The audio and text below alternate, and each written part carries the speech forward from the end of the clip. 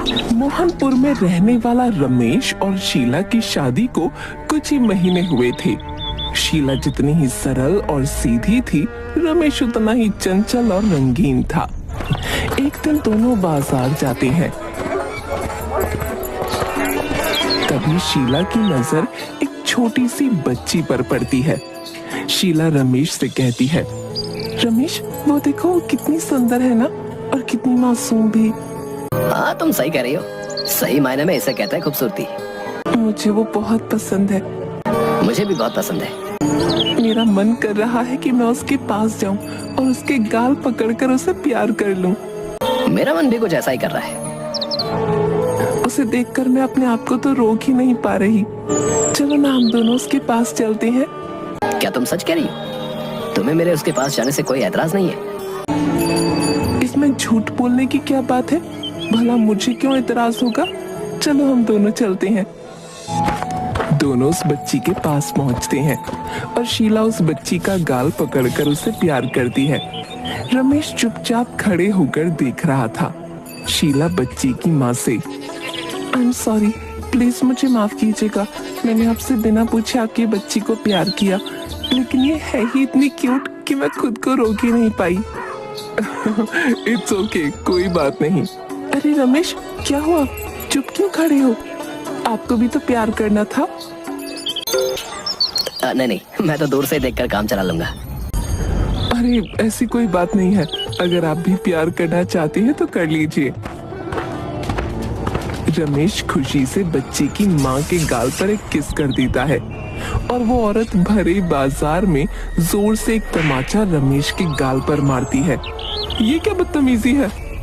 रमेश, ये क्या कर रहे हैं आप? आपका दिमाग तो सही है।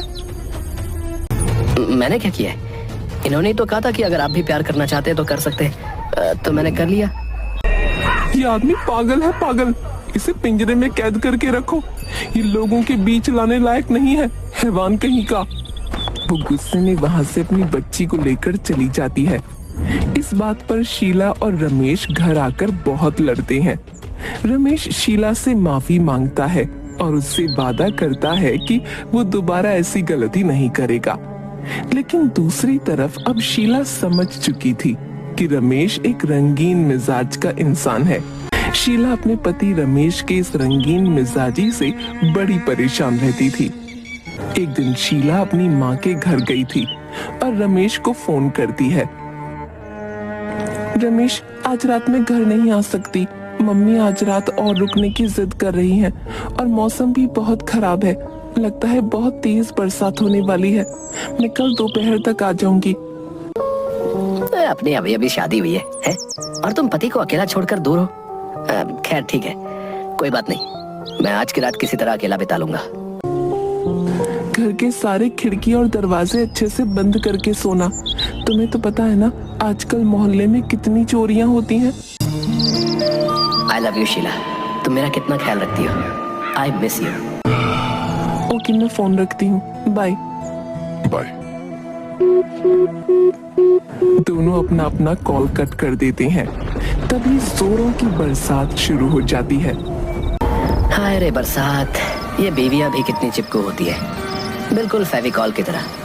खैर अब मुझे सो जाना चाहिए, नींद भी जोरों की आ रही है। लेकिन उसके पहले मैडम का आदेश पूरा करना होगा। सारे खिड़की और दरवाजे बंद कर देता हूँ और फिर अपने कमरे में आराम से सोता हूँ। नींद आ रही है। रमेश घर के सारे खिड़की और दरवाजे बंद कर अपने कमरे में सोता है। बाहर तेज हवा के साथ बरसात हो रही थी।